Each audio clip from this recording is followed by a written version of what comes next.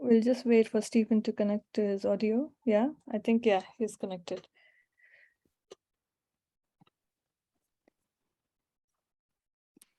Okay, I guess we are good to go, Eric.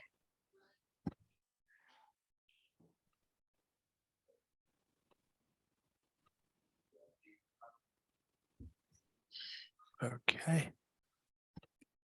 So welcome everybody to this is the second of our webinars for the STFC World Food Network Plus to mark World Food Day on Sunday. We had a very successful opening webinar yesterday. I'm sure today's will be equally interesting. I'm sitting in for Gareth, who normally introduces these things. Gareth has gone on to better things, well, slightly better things, I suppose. He's in there. He's furthering his career after his, which he put on hold while he was doing the work for the Food Network and some other things. So he's got a post as a career development fellow here at the University of York, and that, as I say, will enable him to resume his academic career. And hopefully very shortly you'll be able to see some of his work published. And I'd now like to hand over to Iffy, who is going to chair the webinar for us today. Thank you so much, Eric, and very welcome to everyone today. It's great to be part of this STFC Food Network program, looking at what and how we can discuss more on virtual marketplace for enabling agri-food production, distribution and consumption.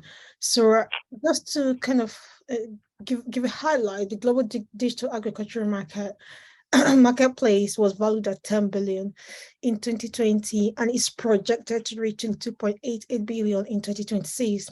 This is following CAGR of 15% during the forecast period of 2021 to 2026. So the market growth is highly impacted by increasing awareness about excuse me, digital platforms among consumers and suppliers, and rising investment in agri-food sector, especially in digital space.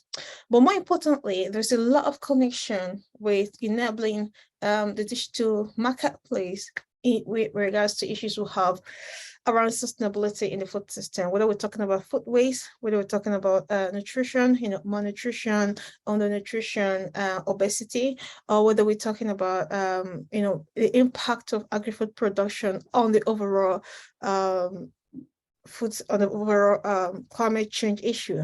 So we know at the moment that 30% of the greenhouse gas emission is attributed to agri-food production, cutting across production, distribution and consumption. So there's a lot the digital marketplace could offer in really helping people to improve the impact of food on health and environment. And I think most of the presentations today will definitely touch on the different things they're doing and some lights on how it's delivering impact for our food system. So very much welcome to this discussion, and I'm pleased to invite our first speaker today, who will be speaking on virtual marketplace for marginal farmers and micro enterprises. Thank you. Hey, thanks STFC Food Network. Thanks Eric, Sonal, and Kanu.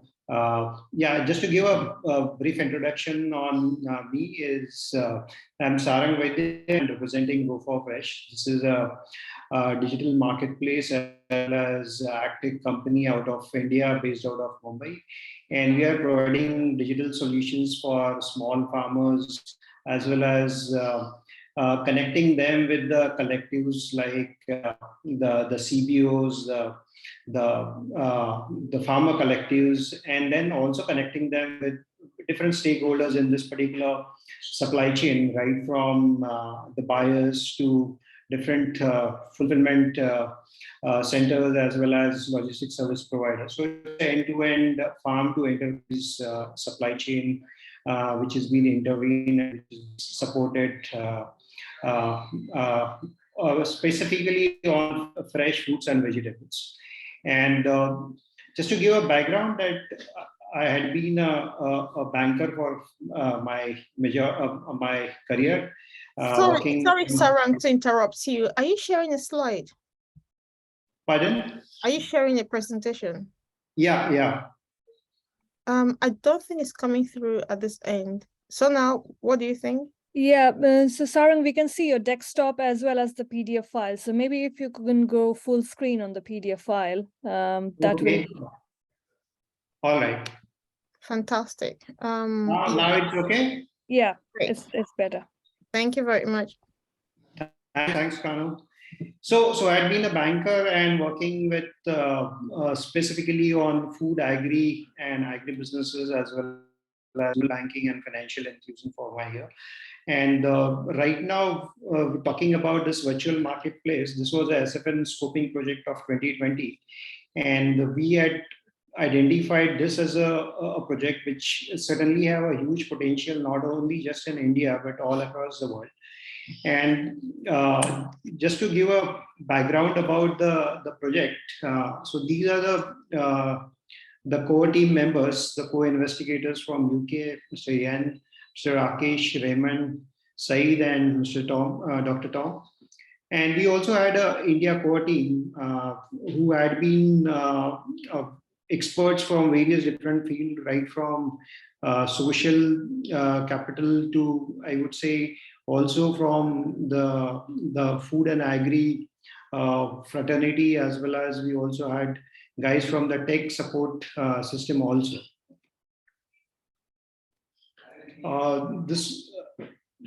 This particular project typically takes care of the key challenges, which are lack of access to market and lack of access to information.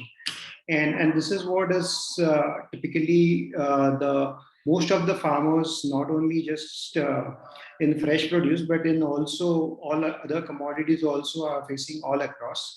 And so generally the small farmers and marginal farmers, they have smaller lots. And what generally happens is that they are not unable to reach out with right buyers with the small lot because their negotiation power is pretty low.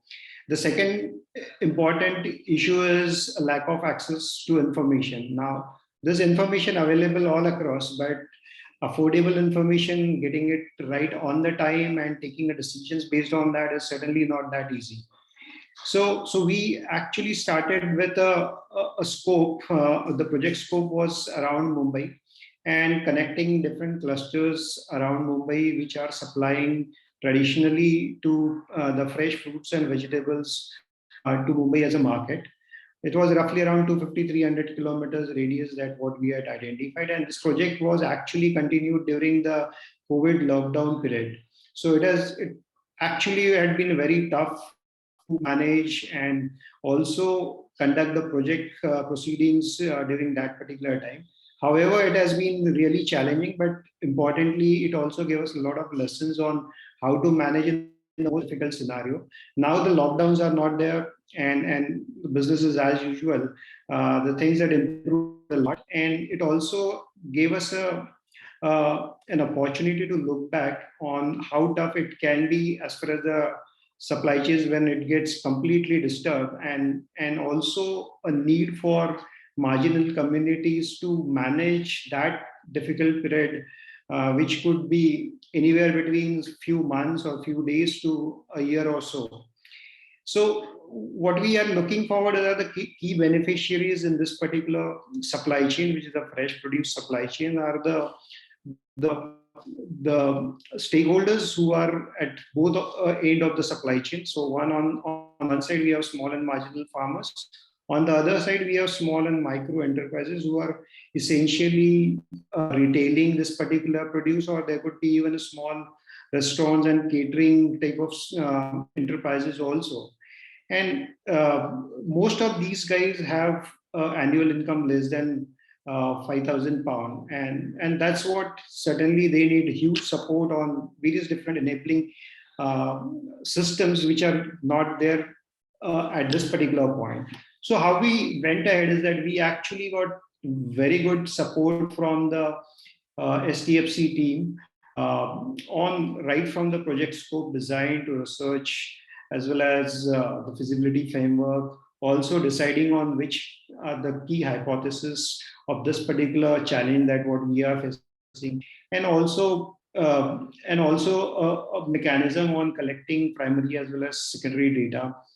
And this certainly also started with one good thing about this particular project is that we actually ran a pilot, which was an actual pilot.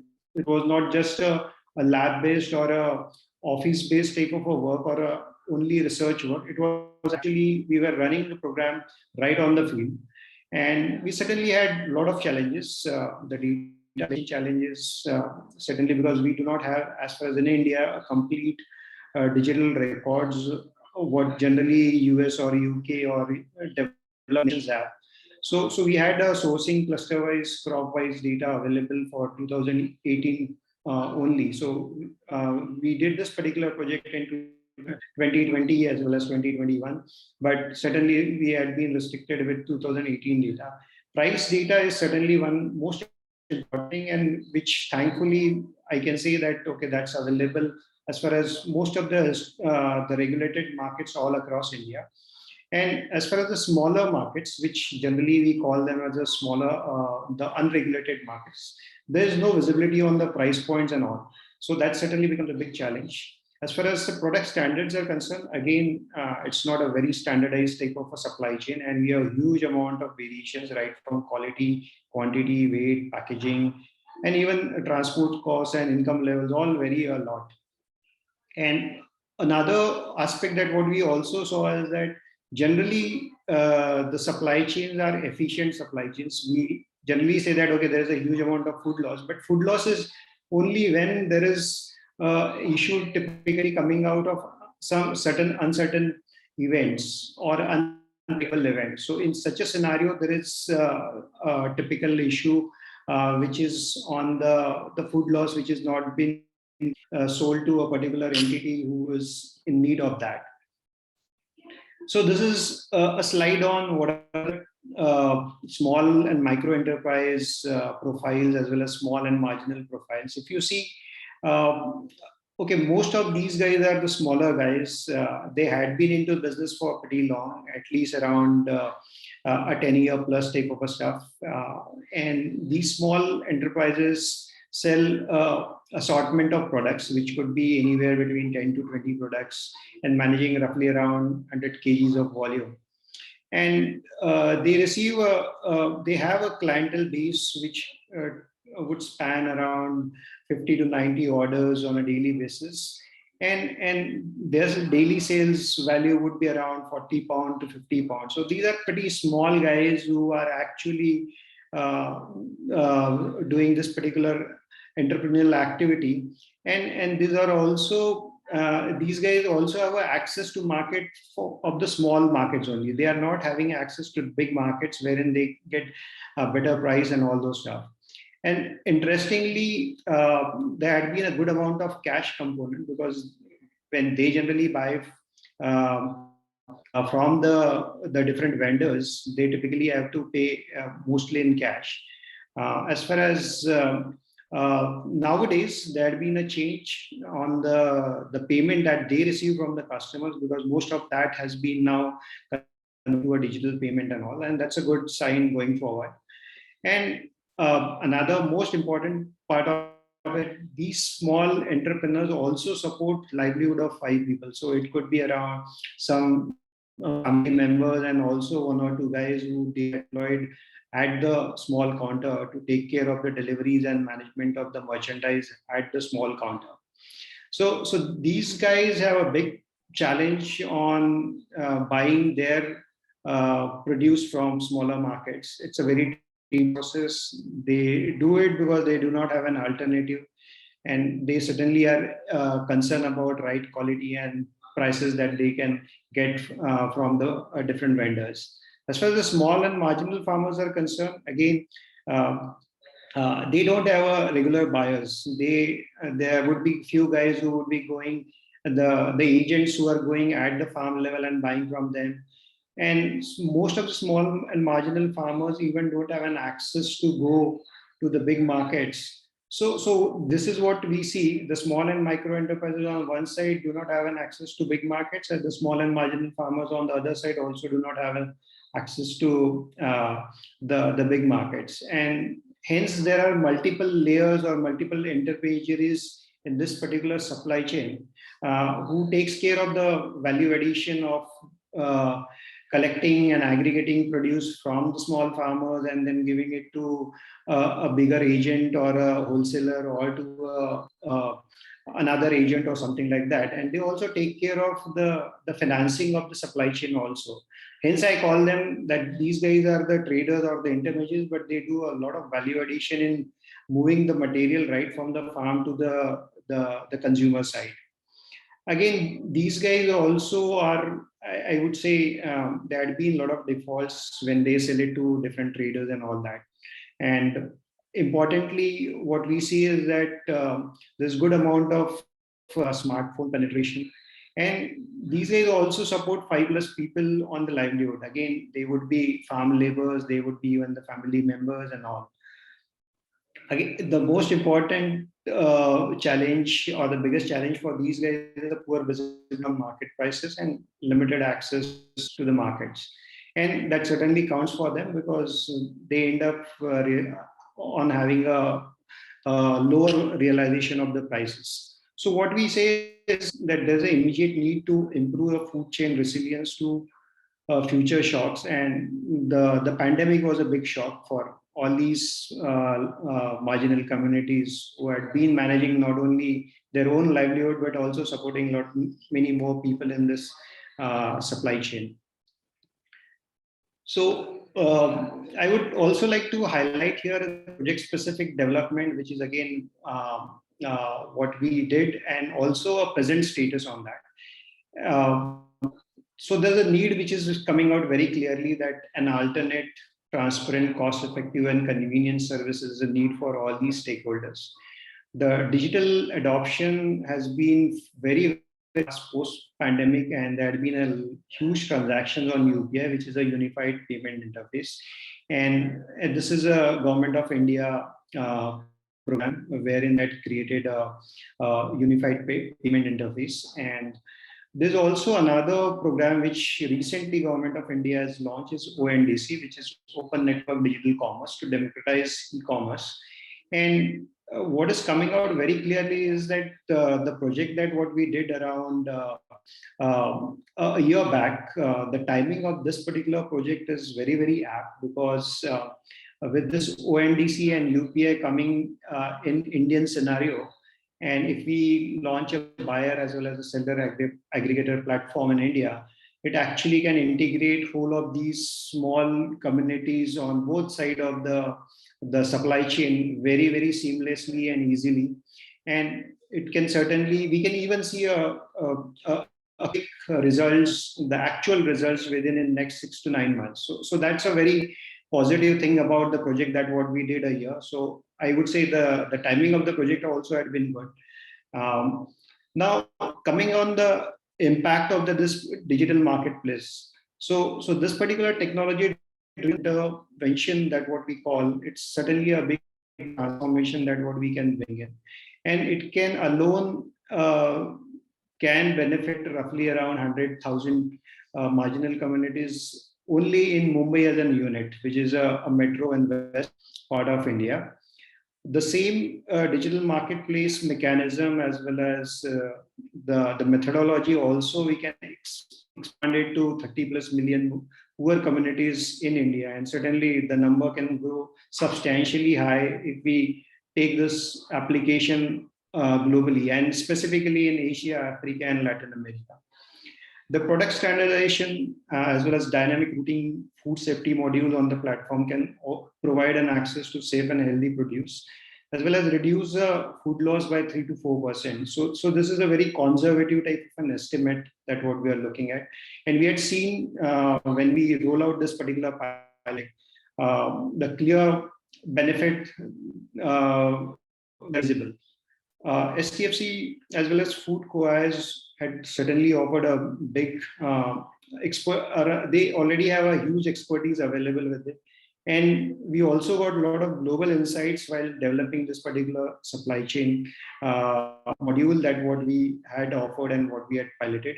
Going forward, we certainly look forward for support from STFC network and also various different projects that are parallelly running in the SFN network. So this was a marketplace data modeling part. One more minute, Sarang. Yeah, I'll go fast. Thanks, Sonal. Yeah, so this particular project supports on all three of SFN, sustainable food production, resilient food supply chain networks, improved nutrition and consumer behavior. We are looking forward for STFC COAs, food COAs, and also different project partners to support on this. And we certainly would touch base a lot of technology support that can come in. So going forward, what we're looking forward is the support. There are two big support items, which is a monetary support and a manpower support.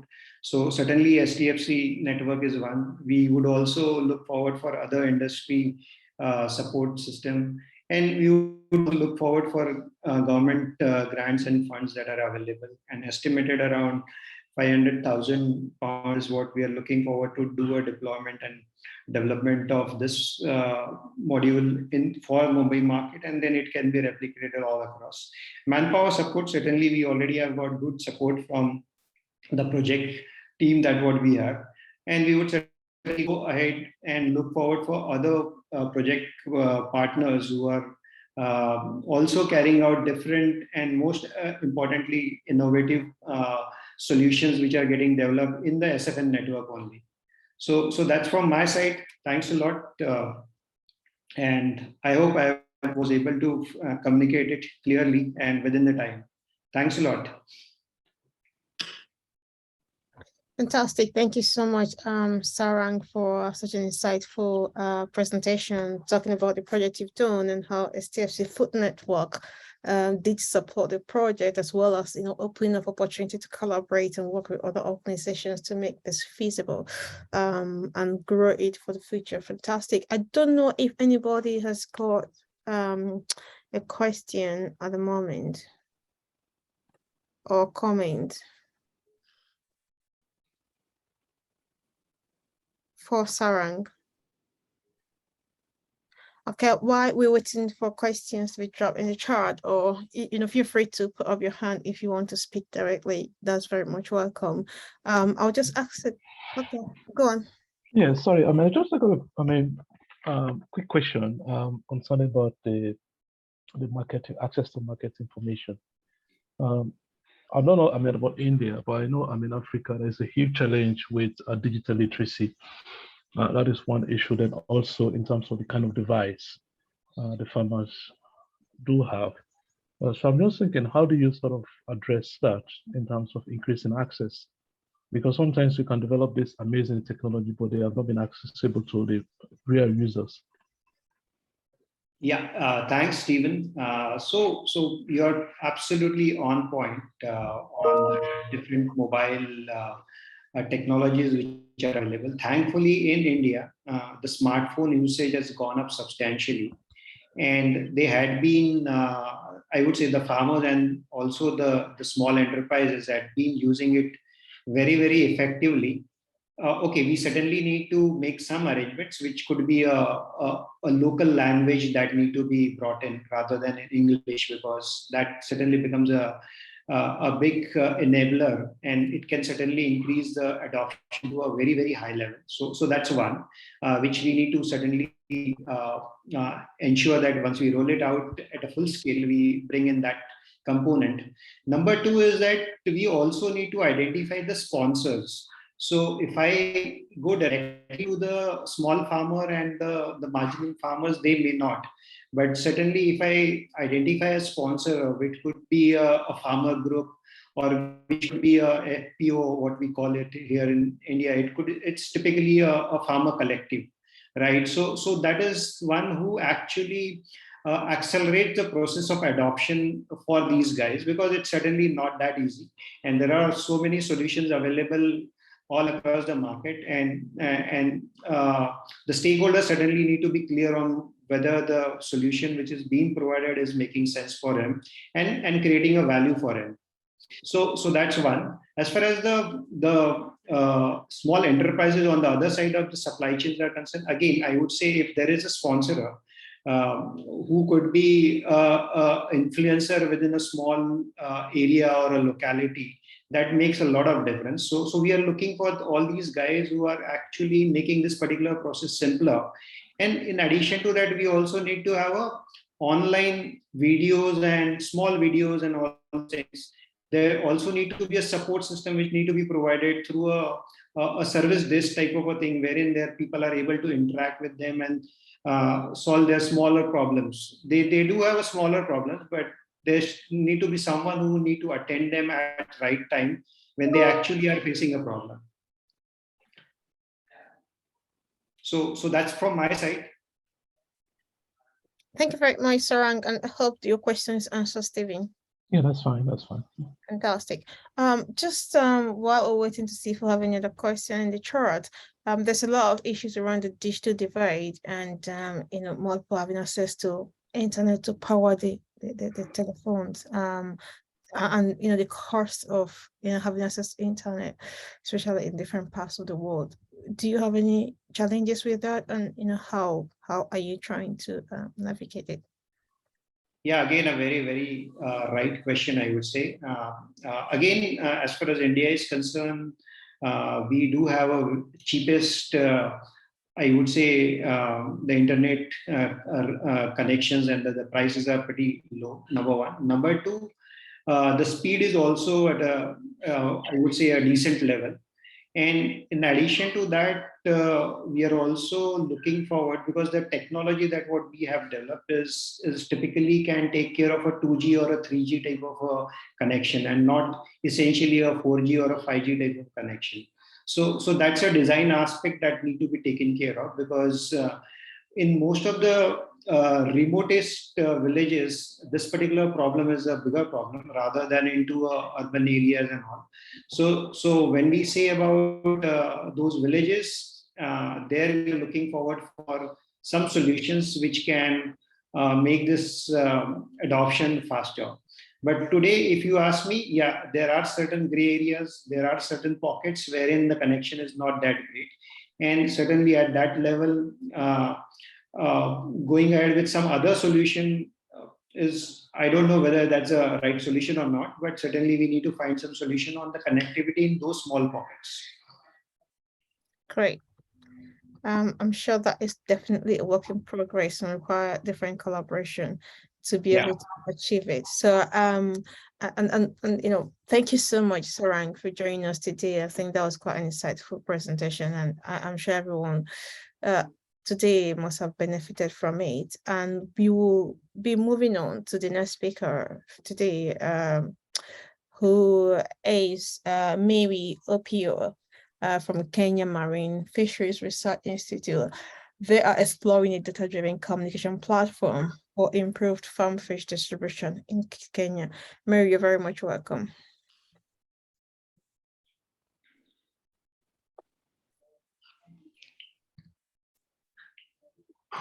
Thank you so much. Yeah.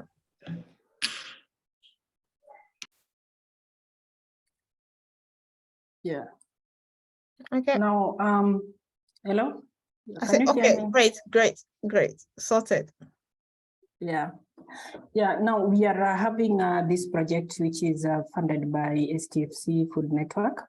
And we are just starting on implementation of the project. So I'll present what we are planning to do. I'll majorly present what we are planning to do. So I am the PI of the project, and we have co-PIs from UK universities, Open University, and also Roehampton and University of Exeter, and STFC. So my name is Mary Opio.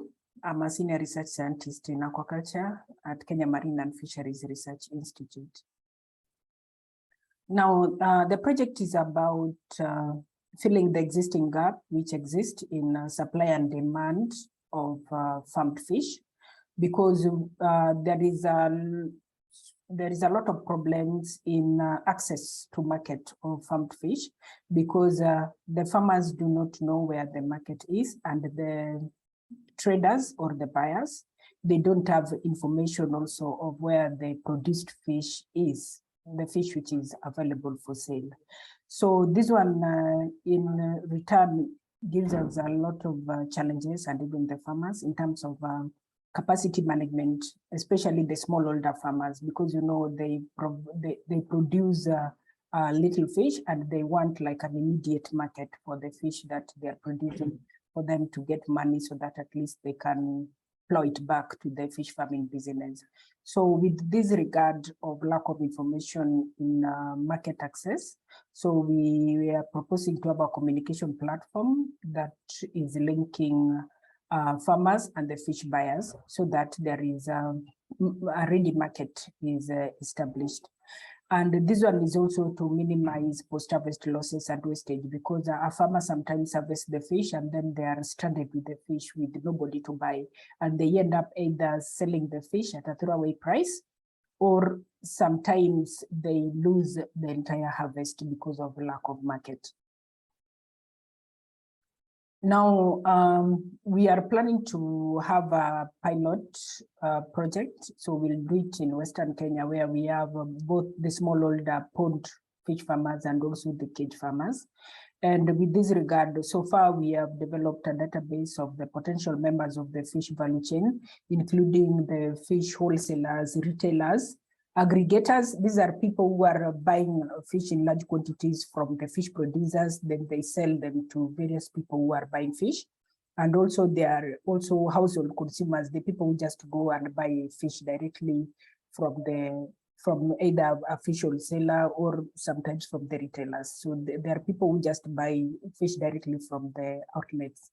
So for us to do a survey, we have already developed a questionnaire which we are planning to roll out next week. So next week we'll conduct the questionnaire data collection to get further information on the need of the platform, so that we know the real problems which the farmer have and which platform will suit them better. Then afterwards, we are already organizing for a workshop to be held in the first week of December, so that with that one, we'll have all the stakeholders invited to discuss the initial results of the project before the platform is developed. And the architect of the platform is what will be developed, and maybe through future funding, then maybe the actual platform can be developed for testing. So from this project we are planning to implement, we are the expected outcomes is to have a sale agreement between customers and sellers established, so that at least there is a trading contract system adopted, so that the farmers, at least they know that after producing, there is a buyer for their fish, and they are able to get money to plow back to fish farming business. Then also a central aggregation of data in the cloud, so that this data is available for future use. Because currently we already, Kenya Marine and Fisheries Research Institute already have got a data system called ECAS, the Electronic Catch Assessment Survey. But this one is mainly focusing on fish which is harvested from the lakes, especially Lake Victoria. And the fish which is farmed has been left out because of, the fish comes from different people, and this one has not been captured into this system. So through this project and maybe future project, we are still looking forward to establishing a system whereby we have a marketing platform for cultured fish. Now, when we finish this project, the expected pathway to impact is that it will reduce wastage at all levels of the supply chain, and also the capacity building of the farmers will be supported, and farmed fish access will be improved. Then fish consumption, because now people can access fish, because the fish which is caught from the wild is not enough for current fish production, because for the current fish consumption, because in Kenya, the per capita fish consumption is at 4%, and that one is still very little compared to what is expected to be 10. So the reliable sector data will be available for supply chain actors so that they're able to get data on the various places where they're able to get fish, and also healthy eating habits through increased consumption of fish, because fish is known to improve the health of the consumers, and it has various advantages with regard to health because of the omega-3 fatty acids, which are majorly found in fish. Then there always been an issue with the women in fisheries, because when they are accessing the fish which is farmed in the capture fisheries, it has become very difficult. And historically, it led to so many challenges with the HIV, because for women to access fish, then they were forced to engage in sexual acts with the fishermen to favor them, to give them the fish. So if we have such platforms where now the women can access farmed fish even from the cages, then it will mean that they will be empowered, because now they can access the produce directly without going through middlemen who are going to exploit them, or through fishermen, because now they are able to access farmed fish, which they won't be interacting with the farmer sometimes at some level, but with the various value chain actors. And this project also, the information that we'll get will also help the Kenya Fish Marketing Authority, because now they'll be able to know the actual number of producers and to link them to government structures where they can get support, or where their policy is being formulated, so that when decisions are being made, then they are considered. And these are the project team members which we are working with to implement these projects.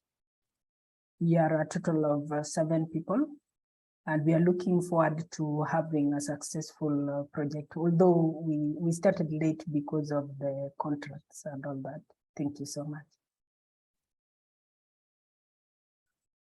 Thank you, Mary, for quickly taking us through the project, especially with a focus to the great impact it's going to deliver for the society, especially the social impact and environmental impact. That was very insightful.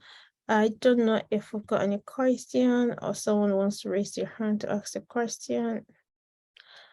Feel free to do that. Okay, go on, Sunil. Sorry, if nobody has it, then I'll ask it. Just out of interest, Mary. So have you explored, what sort of data you would be needing to bring onto the platform? So what are the different data types, and do we have access to those data types? Do we need to collect those data? Where are we with the data infrastructure, basically? Yeah. Now the data which we can get is like the amount of fish the farmer harvests, the one that the farmer harvests, and the amount of fish which goes to waste. Okay, so do we have a yearly data, like longitudinal data for that, or? For now, the data, we cannot access it. It is not there. So we are expecting that through the pilot study, we'll be able to collect some data with that regard. And also the historical data also does not contain that. They only have the quantity of fish traded in different markets. Okay, so I think it would be good to maybe have outside meeting to understand how we could actually synchronize the different data types or the categories of data that needs to be collected for all these platforms to be operationalizing in the most efficient way. Yeah. So whether that is a fish or whether that is some other produce, there are certain categories of the data that will run across the different produce, that will run across the different countries as well. So standardizing that process, that would be one of the really good outcomes of such SFN projects. Yeah. Okay, thank you. Super. I think it's a great point you've raised. Being able to use insight from different platforms quite powerful for the future, and I think that might even worth an SFN scoping project proof of concept project, because it requires to look at different funded digital marketplace that STFC Food Network has engaged with to understand how they kind of interconnect and how further data insights can be generated from them. Great point, Sonal. And is there another person who's got a question? There's quite a lot that came out from this conversation and presentation. I'm really impressed with the fact that you've got the eCast platform existing. At least there's some form of information from existing. You talked about the leaks and not like the farmed fishes, and looking at the future and making more protein available to people.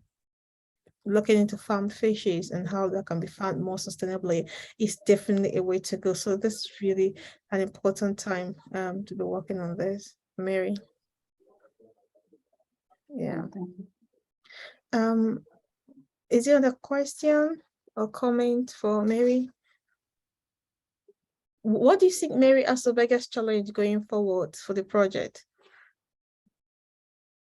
Yeah, the biggest challenge going forward for the project will be the development of the platform, because our collaborator from STFC indicated that the time and the funding is very minimal for developing a platform like maybe an app or even a platform for collecting the data. But he said that what we love is like,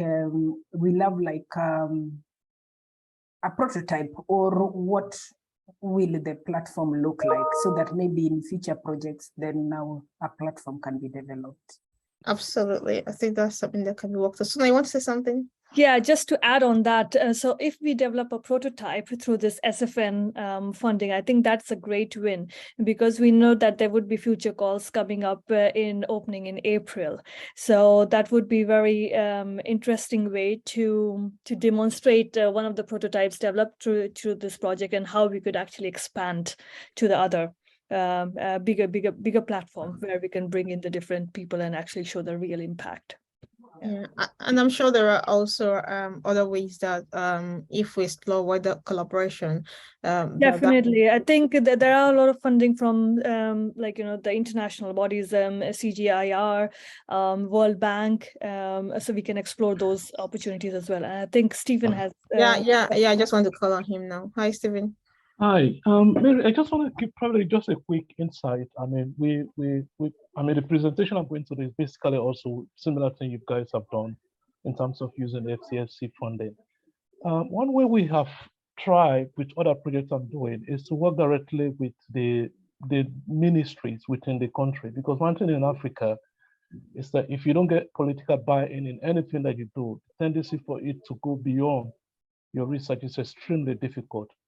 Right. So what we did for that particular project, it was funded by the Royal College of Engineering, was to first of all have the proof of concept, which is like a prototype, right? But right from the beginning, we included the ministry as part of the project.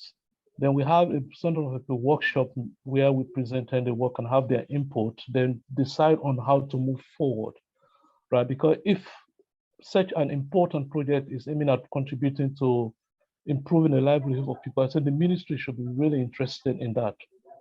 Although it's a very big challenge, I understand how Africa works. It's extremely difficult.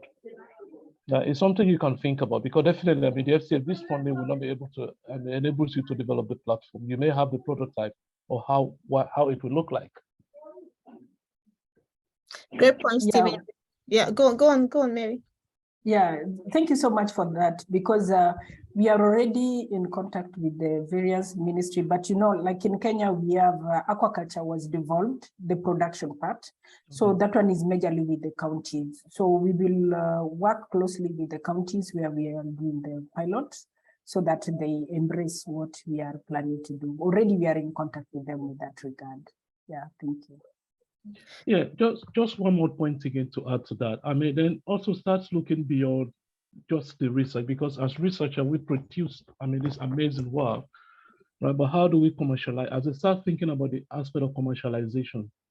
So another way could be again collaborating with telecom companies. Like Kenya, you have a very strong telecom system there.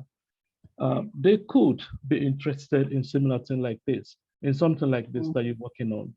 right? To see how you can move beyond it, to see how you can commercialize it in a way that we serve the sustainability aspect of it. Because no matter which one, how much funding you get, it will never be able to sustain it for long.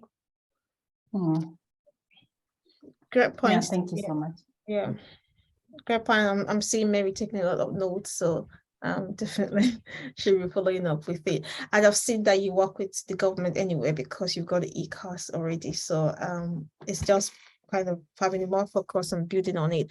I'm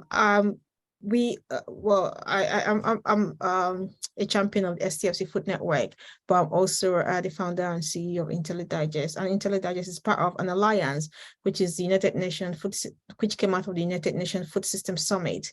And that alliance is focused on local food production, and they're looking for opportunities to support local production and local distribution and consumption. So that's something you can also tap into and see, how they could support the project you're working on, because that's what they want to learn more about. So I can have a chat with Sona on that and see what we can do. But yeah, thanks everyone. And it's been quite, I'm sure you can see the presentation I've brought in. It's kind of stimulated a lot of conversation, which is great. And I've seen you taking some notes, which I think will be quite useful going forward for the project. But just to keep up with time, we need to move on to the next presentation. So the next presentation will be delivered now, and is going to be delivered by Stephen Sam from Brunel University, London. Thank you. Yeah, thank you so much. Just give me a moment. Let me grab this.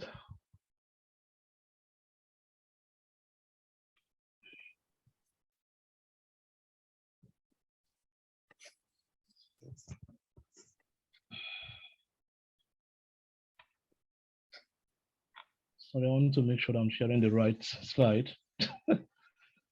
Yeah, okay, that's fine.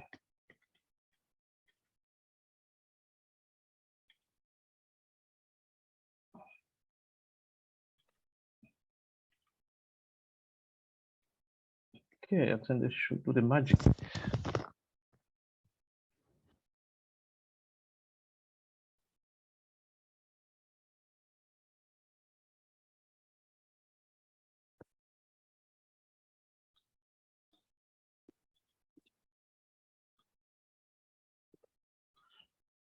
Okay, so again, thanks for the invite to share our project. So this research is again funded by the scoping funding that we had from STFC and Food Network with quite a lot of challenge. Actually, like other participants, it was during the COVID time, so it was extremely difficult to pursue with this project. So yeah, but it's a bit different from other projects that we've had. So, but we're looking at this very specific niche that affect almost 80% of smallholder farmers in Africa. So yeah, that is the title. So we have, my name is Stephen, I'm at Brunel University, I'm a lecturer in computer science in Brunel. So my research is in the kind of developing system for developing countries, particularly Africa. And we have other partners. Himina is also at Brunel. Then we have Hugh from the Open University and Jens from STFC. Okay, so our project is looking at a very, like I said, very specific niche, look at indigenous knowledge, right, in agriculture. So basically, this is some form of traditional agricultural practices and knowledge that has existed for generations. I was born in Sierra Leone, coming from the rural areas, so it was, it's a critical part of my livelihood. Right, so it's a knowledge that is extremely difficult to find in any book. It's often transferred from one generation to another, right? You learn from your grandparent, etc. And it's very critical in terms of the food that is produced in Africa. In Sierra Leone, for example, right across Africa, 80% of the food that we consume emerge from these smallholder farmers using this deep traditional indigenous knowledge. But what really motivates us is the challenge this knowledge is faces and the risk at which this knowledge is likely to disappear in many years yet to come, right? For a number of reasons, right? So what we've seen across Africa now right? Because of the arable land that we have. So we've seen an increasing penetration of multinational companies coming to Africa to sort of grab land or bribe government officials to donate land. And we've also seen the emergence of a very small scale commercial farming, uh, emerging from people within the country. Then there are large issues around land grabbing, both for multinational companies as well as the small scale farmers and also for other purposes, like mining, etc. Then there's a huge urban migration. So these challenges, what it does is it has sort of put this huge knowledge at risk. So our focus of this project was, is to really capture this knowledge, preserve and have it accessible to anyone who wants to use in the near future. That is one, and also to help integrate these rural farmers into the modern agricultural practices rather than actually move them away from their land. So notable challenge that we motivated us is once there's a huge disconnection between this indigenous knowledge and scientific knowledge. Often when we go as researchers, we assume that our knowledge that we brought is the best. We ignore all important knowledge around irrigations, crop production, processing, etc. that these people are used to. Like I said at the beginning, the documentation is extremely difficult because the tacit knowledge resides within the people that we work with. So we are trying to capture that knowledge and input into a platform that we are developing.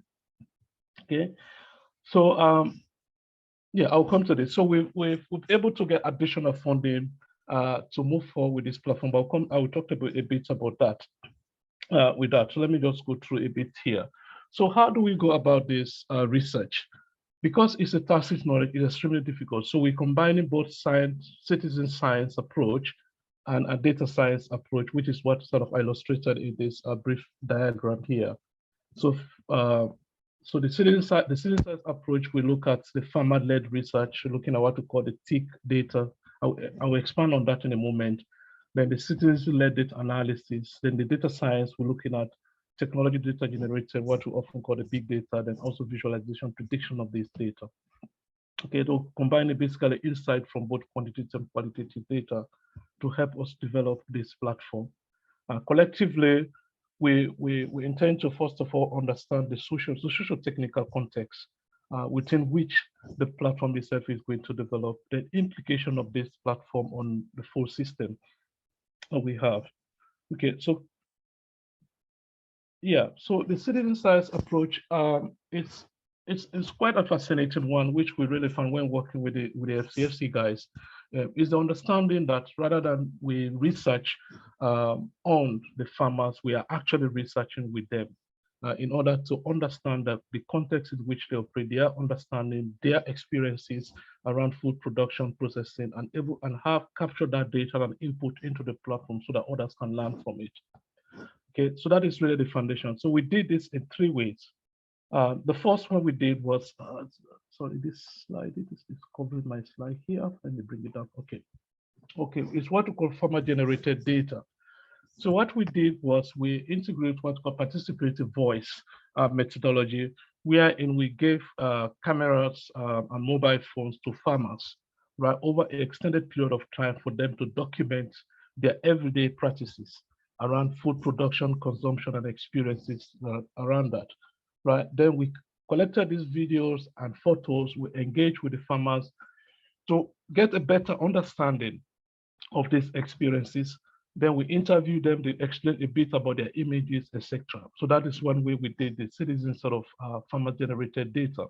Like I said, we're researching with them instead of on them. Okay, let me see again. Okay, so I'm just trying to move these bars around. Okay. Okay, so this was an example of some of the images we really captured. So this is cassava for some of you that are coming from Africa or other part of Asian country. You understand what cassava is. So it's a tuber, it's highly consumed, but in most part of West African countries, transformed into different crop, in different food. So this was one of the images that we really capture in terms of how they harvest the cassava itself. Then we further went, like I said, we engaged, we talked to them to explain to them the process. So this was kind of an example of some of the data that we really capture, talking about the like for cassava, how the whole go about the whole process here. So this process, we also have it in video, which we input on the platform as well. Then the other way we included them into the project is what we call citizen data sort of interpretation, right? So in this case, we engage, again, we're using this, the Zooniverse platform here, which is also an FTFC platform, a developed platform for them to able to be part of the analysis. So not just in generating the data, but also in analyzing and interpreting the data. So we have this project developed on FTFC platform, where farmers are able to tag and make sense of the images, classify the images, provide voice, explanation, what they think in terms of how we can analyze this data. Okay, then the third way we also integrated the citizens into the project is through what we call the co-designing of the research plan. So once we have the data from the participatory video with the Zooniverse, the next stage is to engage with them in a kind of collaborative environment to come up with a clear way how we can develop the platform. That also include discussions around data ownership, discussions around how the platform will accessibility, the technology that's currently available to them, right? And different features of the design itself. Okay, then the data science approach is where we sort of have all this, what we call the tick data, which is the qualitative data that we capture, plus other data source that we're also seeking, expecting to seek, right? Where we engage, apply, the idea here is to apply the computational analysis, so we're able to visualize using some form of machine learning or deep learning approach to provide analytics that will not only help farmers in making better decisions, but also in helping policymakers as well.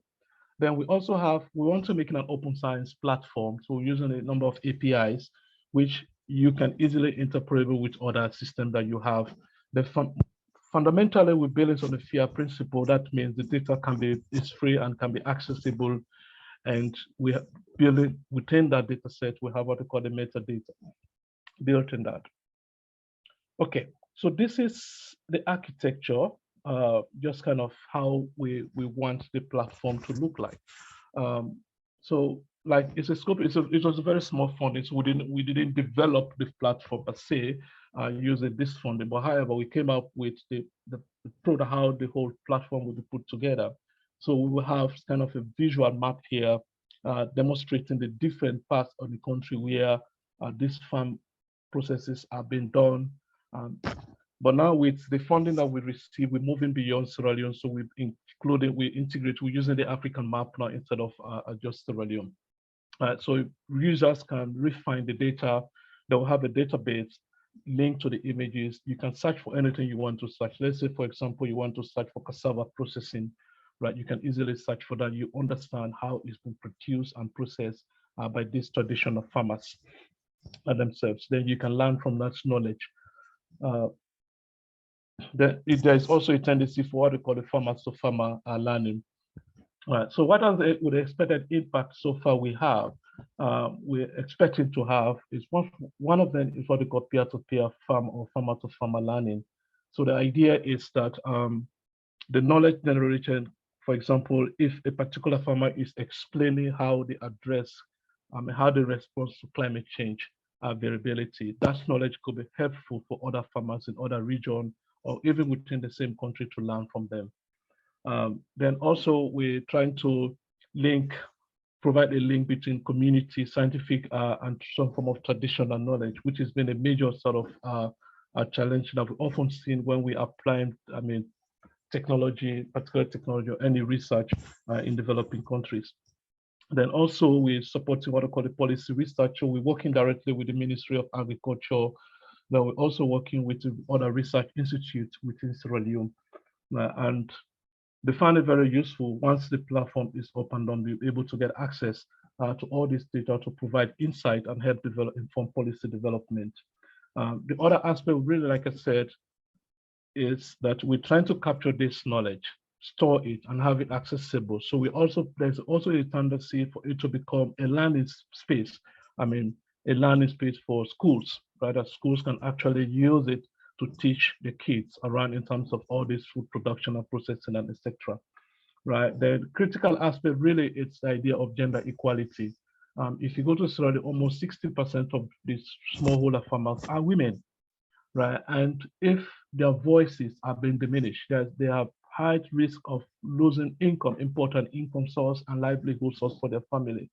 But actually integrating them into the agricultural process through this platform, we empower them more, right, in terms of their contributions to the agriculture, also in terms of their productivity. Right?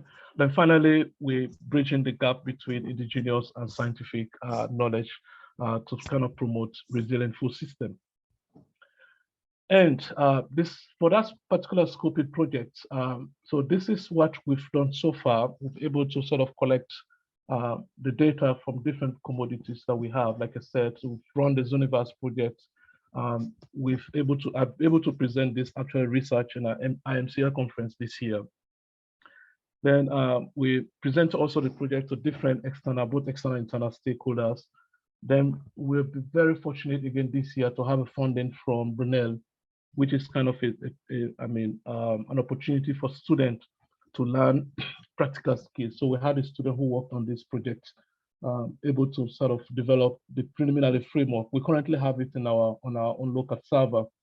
So the platform is coming together nicely. Okay. Then beyond the project, I'm currently working on other research projects linking to this, looking at data-driven food system, looking at how can we make the food system resilient using data. So it's going to be the UK Future Leadership Funding proposal I'm working on right now. Okay. Yeah, I think that is all.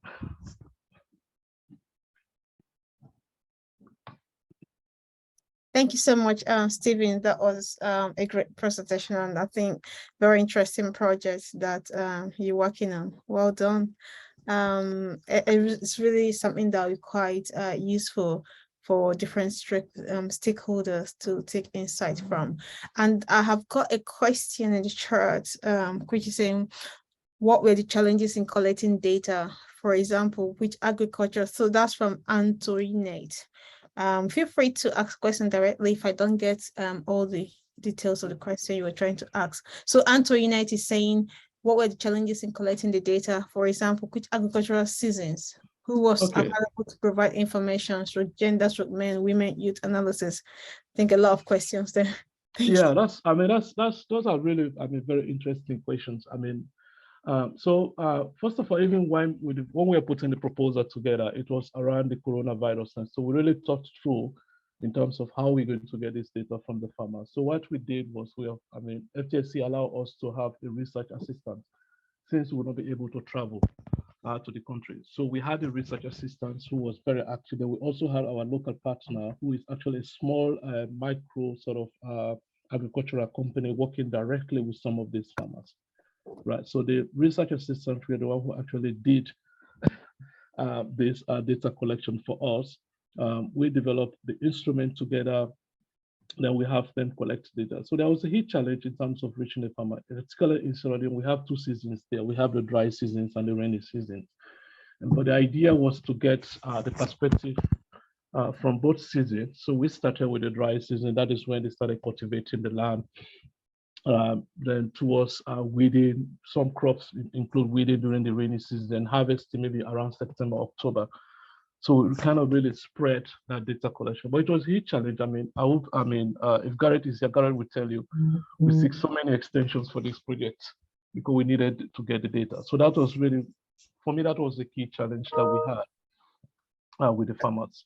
Yeah, so that was a very relevant question. Thank you so much for the response to it. I think Sonal has got her hand up. Yeah, very, very fascinating presentation. Thank you, Stephen. Just wanted to understand. So you said that, okay, there is a data collection from the farmer side, like a citizen science aspect. And then there was also an element of scientific community feeding back. So where exactly the traditional community and the scientific community met? Like, how exactly did you make sure that there was a platform for them to interact, and what sort of interactions actually took place? Okay, that's a very good, interesting one. Okay, so when we look at, I mean, this our really the key aspect of this project was to look at the farmer perspective, right? The idea was to get their knowledge input into a system that could be accessible by anyone. However, there is also the need for us to understand scientific, like for example, weather variability, right? So we need that data, and that also enables you. That's basically that one is for the analytical side, right? To provide insights into in terms of making decisions around how policy could be developed to address specific issues, right? So those scientific data we collect, we aim, we've not even finished collecting them yet. Like the weather data, for example, we also need some data from the ministry in terms of farm produce production and etc. to determine the output and yield of the farmers, right? So they are basically one sector of the platform targeting mainly researchers and policymakers. Right? Our aspect really on the farmer is providing that kind of peer-to-peer learning in terms of generating this, the huge knowledge they have in terms of videos that they have, in terms of the images that they generated, and their interview along with those images, right, which explain it further, right? So the platform like has two sets here. So we have it's areas that target the farmers, then we have areas that target the research and policymakers, which is more like visual and analytical aspect of that. So farmers won't be able to access what the scientific communities are posting, or like, saying about how you would harvest, or the best practices around that, or? No, we're currently working on that. Again, we're looking at the digital challenge in terms of the technology challenge. So we're really thinking about that. I mean, that is where we actually went for this additional money that we need to see how we also can got some additional funding from proof of concept project. Yeah. Well, We haven't even received, I mean, contract. Yeah. The contract things I know. Yeah, so that's how we went for that proof of concept actually, right? Because the one of the challenges we have was, African is really a huge challenge when it comes to digital technology, particularly Sierra Leone. Almost about 80% of mobile network is there, but the type of technology they use is just a common, what they call a common phone. Right. So one of the features that we're trying to integrate, I supervise a final year student project, amazing project, in terms of increasing farmer access to market information. Right. So we're using an AI-based sort of imaging recognition system where you, with ordinary phone, you can just scan a crop and to give you a price. So we're moving towards that direction in terms of also increasing farmer access to this knowledge. Right, but the aim really is to ensure that farmers are able to not only to share that experience, but also to make better decisions. Right? So there is a tendency for them to access that information, but we're finding in a way in which it's possible for them to access it. Okay, that's great. Can I add just one small question if you can? Yeah, sure. Okay, because it's so interesting. I'm just trying to connect the different projects that has been presented here, because I do see a lot of synergies, and especially coming from the data angle. So when they are posting the pictures and the videos, how do you actually identify which one would be the best practice, so that the peers are learning through those videos? I mean, there would be other practices which are not so good practices posted by the farmers, so how are you actually taking that sort of decision? We to be honest, we haven't thought of that, but I think the initial idea we have was to have this image and videos available. Let's say, for example, palm oil production. I wish I could have shown you the one we have right on the system. Let's say palm oil production. So when you click, there's a link on the map. When you click, it gives you all these processes, right? So the idea was to give power to the users. That's why we're using these different APIs for them to be able to aggregate what they want, not us telling that this is best, right? Right. So be able to kind of capture the data that you want for your own purpose and that you want to use it for. So that is the idea, because it's difficult to say this is best or this is not the best method, right? For example, if we look at rice cultivation, right? I mean, if you look at even also the instrument, the tools that they use, you watch compared to Sierra Leone and other African countries, or maybe in Asian countries, you can see wide variations in terms of how they use it. So it's up to the user themselves to determine which is best, which is not best. Oh, okay. Okay. That's Yeah, a very good, very good we point. might need to carry on this conversation maybe after this Yeah. No, workshop. we always open for suggestions, because we still, to be honest, it's a very big area. We're still trying to find way how we can really shape the project. And how's the supply chain where you're working? Is it very much connected to the market? Is it disconnected? Is it more like a push supply chain, meaning that the farmers would harvest and then go to the main market yard to to sell their produce, or is it more like the buyers would give the signals? The idea is that we haven't looked at all these other areas in terms of access to market, etc. So what we're really interested in was the processes that involves in terms of food production, how they process, how they preserve the food, because that is the knowledge, right? Probably in the long term, maybe there is a tendency for us to look at all those sort of supply chains. No, just out of interest, I just wanted to understand. So, like, is it more like farmers? Yeah, it is. If I can build on the projects my student did. So one of the challenges they had was that they have what you call the middleman. Okay. Right. So they have power. So they come to the rural communities, give them whatever price they feel they can give it to them. Got it. Right. And they grab these commodities, then come to the major market and sell them for a larger price, higher price. So the project my student did was to remove that middleman completely, just use a very simple AI image recognition software base, right, with a database set where, for example, if a farmer had just a simple mobile phone, as long as it can take photo, right, you take photo, that it will automatically tell you the price of the commodity, of that particular commodity in the market, without either in text or in language or in voice. Sure. Right. Sure. So currently, the supply chain is really, be run by this middlemen, what we call the middlemen. Yeah. Yeah, thank you very much. Just to touch a little bit on that before Antoinette comes in, I think this is one of the reasons why decentralized food production is very important, because then local farmers can benefit more. The more we centralize, food production in the rural areas, the less, especially with regards to perishable products, we're able to get them to the, the farmers could meaningfully engage with the final consumer. So more decentralized food production is likely going to be the future. Why large scale commodities that can be processed for large scale markets can then be produced more in local communities, and then enabling the local producers to sell directly to the consumers who will use them. And in such cases, we have to provide enabling environment for processing and packaging to sell to the final consumer. So the farmer should be able to engage with that process and make the maximum benefit from their production. So hopefully that will be a bit more that we'll see in the future as we aim to support and empower the farmers going forward. Antonio, do you want to make a comment? Thank you, Ife Yiwa, and all the other speakers. But this question is to Stephen. In the process, just wanted to clarify who had access to the phones, and if it was women, what has been their experience using those phones, those smartphones? Okay. So who had access to the phones? Yeah. Okay. And what was the experience of the users? Okay. Now you remind me of a research I did in 2014. So my research was actually looking at the mobile phone access.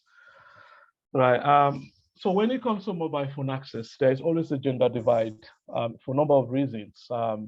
Of my experience in Sierra Leone so far is concerned. Currently, the mobile phone access, women do have access to mobile phones.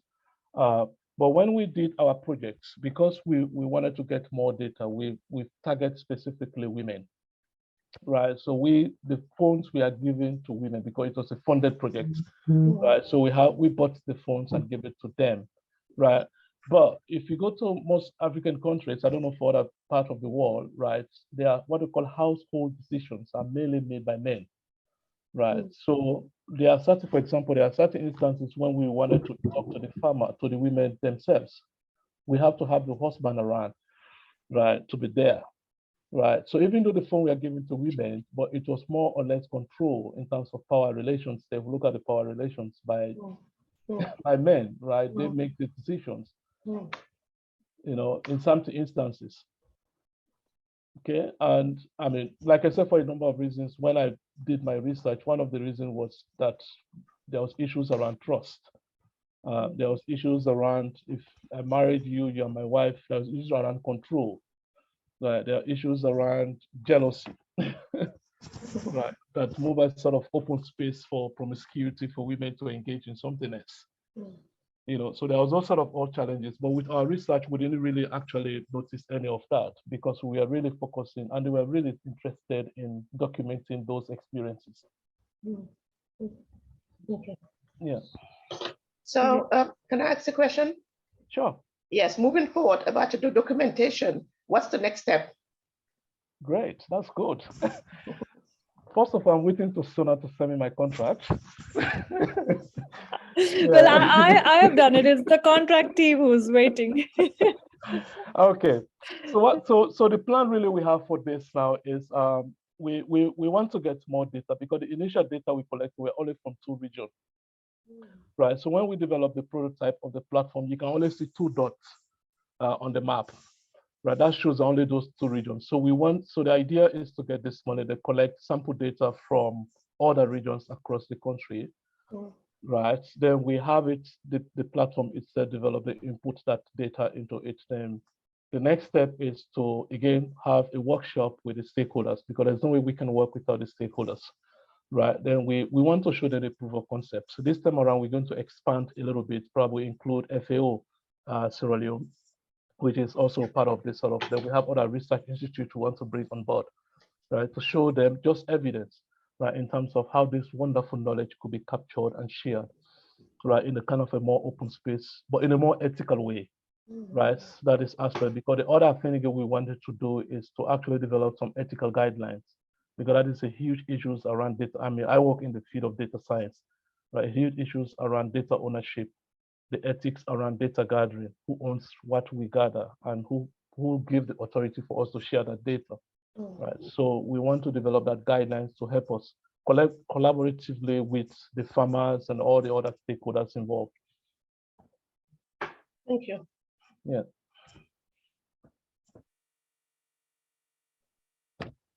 If you are muted, in case you're speaking.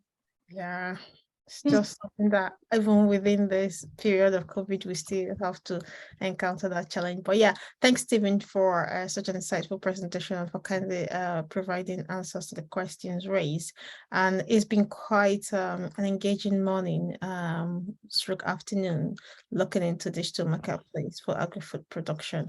And I'm sure that we have all taken away a lot of information and insight on what the future looks like for the sector and what digital technology could bring on board to enabling the development of the food system and you know, more importantly, getting good food to more people in the most efficient way and supporting local food production and local farmers going forward. So it's been my pleasure chairing the session. Thanks Sonal, thanks STFC Food Network for the opportunity to be here, and looking forward to further engagement with different stakeholders.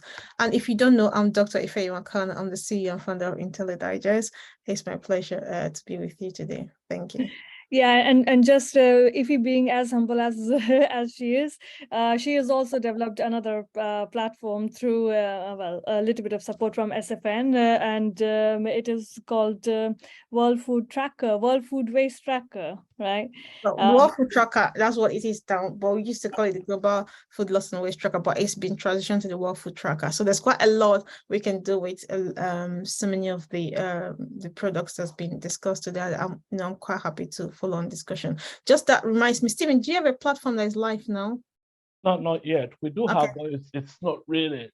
Okay. Because the one we had was the students that we had that did a bit of prototyping. Yeah. Right. What platform did you use for the prototype? Yeah, we're currently using Python for the design. Okay. Yeah. So yeah. So because we're working with FCFC guys, basically from the guy from, I mean, that is his own expertise. area. So he said, let's go with that.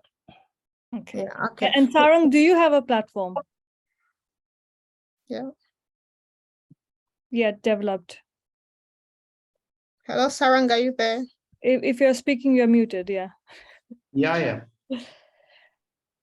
So if you have a platform just for the purpose of this meeting, you can put in the chat, and we encourage everyone to engage with it and, you know, support the projects and what they're doing. So yeah, if anybody could share the platform, how it looks Yeah, like, no, what sort of like, you know, user face it has, then I think that would be a good sort of conversations that we can build on for our next hopefully meeting, yeah, where we can bring these all projects together and do apply for the bigger grant funding. Yeah, I can only share my Zooniverse projects for that one. It's still I think it's still active. Okay. Yeah, so I mean we encourage more people to do tagging. So if you have free time, just engage with what we have there. Sure. Yeah. So yeah, and Sarang, if you do have the link for your own platform, then yeah, feel free to put it here, or else you can look into these platforms if the platform is still not developed, and then we can look into how to develop that further. Yeah. Yeah, we can certainly have a next session wherein we can exchange ideas on the development of platform from all the projects. That would be great. By the time, so we are under a UAT status right now, Okay. and in another 2 weeks' time, it should be a go live thing.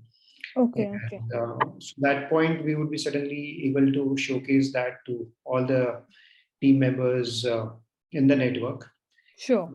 So would yeah, also- so this certainly brings us to like possibly we need another sort of session where we can bring in different platforms together, understand the purpose of those platforms, understand what are the different sort of data types and the categories that are actually collected through those platforms, and how we could actually share this, like if there are commonalities, how do we actually share it across the different groups so that everybody benefits from little bit of knowledge from everyone. Yeah, definitely.